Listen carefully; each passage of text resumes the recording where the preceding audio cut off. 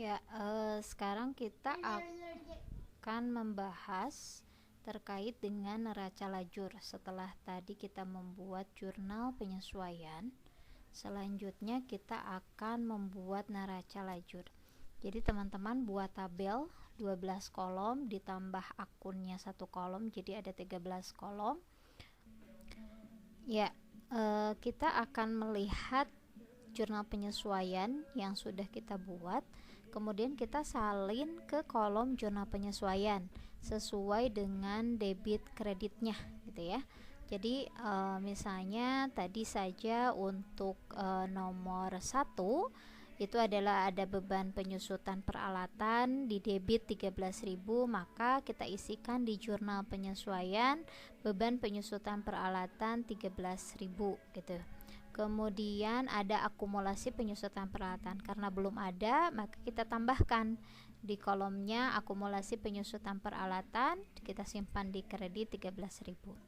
Kemudian selanjutnya ada beban gaji ya, 23.500 itu kita simpan di sebelah debit, dan utang gaji 23.500 juga simpan di sebelah kredit. Kemudian selanjutnya yang C ada beban asuransi dan asuransi dibayar di muka. Besarannya adalah 7.500. Kemudian kita simpan di beban asuransi. Karena belum ada beban asuransi maka kita tambahkan paling bawah yaitu sebesar 7.500 dan asuransi dibayar di muka di sebelah kredit. Jumlahnya adalah 7.500. Soal selanjutnya ada piutang usaha 65.000, kita simpan di debit di kolom jurnal penyesuaian, dan pendapatan jasa kita simpan 65.000 juga di sebelah kredit ya. Kemudian ada beban perlengkapan 23.000 dan perlengkapan 23.000 di sebelah kredit. Dan selanjutnya ada yang tadi kita salah catat ya, yang asalnya pendapatan jasanya di kredit, ini menjadi pendapatan diterima di mukanya yang di sebelah debit, pendapatan jasanya di kredit. Artinya adalah bahwa pendapatan diterima di mukanya kan sudah diselesaikan, maka itu sudah terkurangi. Sedangkan pendapatan jasanya bertambah, maka simpan di sebelah kredit, karena untuk pendapatan bertambah itu pasti di sebelah kredit. Maka kita akan dapat nanti dijumlahkan saldonya harus sama gitu ya. Ya, selanjutnya adalah setelah mengisi jurnal penyesuaian, kita akan meneruskan kepada kolom yang lainnya. Nah, teman-teman tidak usah kembali balik ke jurnal penyesuaian, namun demikian sudah melanjutkan pada neraca saldo setelah penyesuaian ya. Nah, apa yang diisikan? Yang diisikan di sini adalah teman-teman akan melakukan kayak pertambahan atau pengurangan antara debit dan kredit. Jika di kolom neraca sebelum penyesuaian misalnya kas di debit, kemudian di kreditnya tidak ada, maka simpan di debit gitu ya. Tetap simpan di debit tanpa ada penambahan dan pengurangan. Sedangkan yang kedua ada piutang usaha, di debitnya ada, kemudian di debit di jurnal penyesuaian debitnya ada juga, nah maka ditambah. Jadi secara prinsip itu bisa dilanjutkan oleh teman-teman sampai ke bawah. Jika ada debit berarti ditambah, kalau ada debit kredit berarti dikurangi gitu ya. Tapi posisinya ini tetap di sebelah debit. Jadi posisikannya tetap sesuai dengan normal, distribusi normalnya dia ada di mana. Kalau aset ya berarti bertambah di debit. Kalau pendapatan berarti di kredit ya. Jadi teman-teman lakukan penghitungan sampai ke bawah, pemindahan mulai dari neraca saldo sebelum penyesuaian dikurangi atau ditambah dengan jurnal penyesuaian, maka hasilnya adalah neraca saldo setelah penyesuaian. Nah, setelah kita tersusun laporan neraca saldo setelah penyesuaian, maka kita akan menyusun 3 tabel berikutnya, yaitu tabel laporan laba rugi, laporan perubahan ekuitas dan laporan neraca ya. Nah, di sini sudah dibagi 3 part. Yang di bold kuning itu adalah part untuk mengisi laporan neraca, yang biru itu untuk mengisi yang perubahan modal, dan yang merah adalah laba rugi. Nah, kita kerjakan yang merah dulu. Anda tinggal menyalin saja ya, memindahkan itu debit semua, kemudian ada pendapatan di kredit, kemudian ditotalkan berapa ya.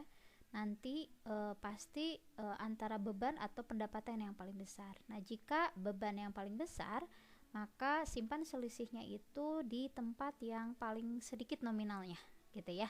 Nah, kalau di sini beban yang paling besar artinya dia rugi. Nah, simpan di sebelah kredit selisihnya, pengurangan dari total debit di total beban dikurangi dengan total pendapatan. Maka nanti akan kita tulis sebagai rugi ya, sehingga hasil akhirnya tetap balance ya. Jadi nanti yang total pendapatan ditambah dengan selisih kerugiannya atau ruginya itu totalnya akan sama dengan total jumlah beban gitu.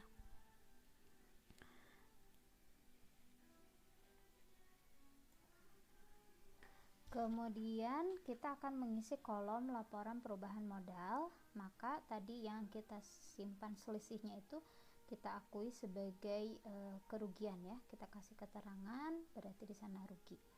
Oke, nah yang diisi untuk modal itu hanya 2, yaitu modal dan prive ditambah rugi. Nah, yang modal kita salin, misalnya modalnya di sebelah kredit, nah kita simpan di kredit, prive-nya ada di debit, kita simpan di debit. Kemudian yang selanjutnya, jadi patokannya teman-teman bukan lagi ke neraca saldo sebelum penyesuaian dan jurnal penyesuaian, tapi patokannya adalah neraca saldo setelah penyesuaian. Nah, untuk penempatannya yang tadinya di kredit ditempatkan di debit ketika di laporan perubahan modal untuk kerugiannya gitu ya. Nah, kemudian ditambahkan prive dengan kerugiannya ada berapa totalnya, kemudian hasilnya selisih ya, selisih dari pendapatan dikurangi dengan prive dan kerugian itu berapa, simpan di yang paling kurang gitu ya, tetap simpan di yang paling kurang. Kalau misalnya yang paling kurangnya ada di debit, berarti simpan di sebelah debit gitu. Nah, itu sebetulnya untuk menyeimbangkan, karena judul bahasan ini adalah neraca lajur. Yang namanya neraca ya harus semua tabel adalah balance gitu ya. Jadi secara saldo akhir itu pasti balance. Nah, nanti kita tulis sebagai modal akhir ya. Nah, yang terakhir adalah kita akan mengisi laporan neraca. Nah, untuk laporan neraca itu ada yang di bold kuning, jadi isinya hanya aset dan kewajiban saja, atau akun nomor 1 dan akun nomor 2. Nah, kita tambahkan, kemudian setelah kita pindahkan masing-masing kolom sesuai dengan kolom yang ada di neraca setelah jurnal penyesuaian. Nah, nanti tambahkan juga modal akhirnya. Nah, ini perlakuannya sama dengan rugi. Kalau tadi yang rugi itu ada di kredit, kita simpan di debit, ini juga sama. Dia posisinya di debit, maka ketika di laporan berikutnya yaitu di neraca kita simpan di sebelah kredit gitu ya. Oke, kemudian kita totalkan masing-masing dan hasilnya harus balance gitu ya. Nah, ini adalah laporan neraca. Jadi teman-teman sudah menyelesaikan yang namanya adalah neraca lajur ya. Nah, ini totalnya untuk hasil akhir laporan neraca ya, atau laporan posisi keuangan. Itu saja teman-teman untuk studi sampai jurnal penyesuaian. Terima kasih. Wassalamualaikum warahmatullahi wabarakatuh.